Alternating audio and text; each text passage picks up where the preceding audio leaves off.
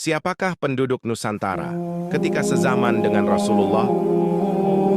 Patut kita bahas. Membahas hubungan antara Rasulullah SAW dan Nusantara memang selalu menjadi topik yang menarik, terutama karena mencampurkan antara catatan sejarah, historiografi, tradisi lisan, folklore, dan beberapa teori alternatif yang sering dianggap sebagai konspirasi oleh para akademisi arus utama. Berikut adalah beberapa narasi atau teori populer yang sering muncul terkait hubungan tersebut. 1. Teori utusan Nabi ke Barus, Sumatera. Salah satu narasi yang paling kuat adalah keberadaan makam Mahligai di Barus, Tapanuli Tengah. Konspirasi atau teori ini menyebutkan bahwa inti cerita, sahabat Nabi dikirim langsung ke Nusantara pada abad ke-7 saat Rasulullah masih hidup atau tak lama setelah wafat untuk mencari kapur Barus yang saat itu merupakan komoditas paling berharga di dunia untuk pengawetan jenazah. Klaim Barus dipercaya sebagai titik nol peradaban Islam di Nusantara, jauh sebelum zaman Wali Songo. Beberapa nama seperti Syekh Rukunuddin disebut-sebut sebagai utusan langsung dari Timur Tengah. 2. Surat dari Raja Sriwijaya kepada Khalifah. Ada catatan sejarah yang menyebutkan bahwa penguasa Nusantara pernah berkirim surat ke dunia Arab.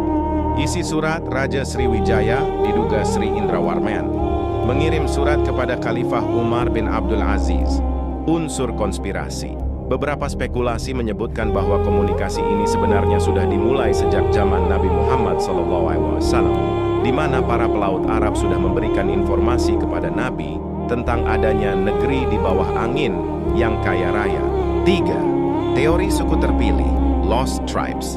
Ini adalah wilayah yang paling mendekati teori konspirasi murni.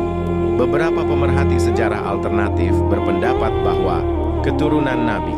Ada klaim bahwa Nusantara adalah tempat pelarian atau perlindungan terakhir bagi keturunan Nabi, Ahlul Bait, saat terjadi konflik di Timur Tengah, tragedi Karbala, tanah yang dijanjikan.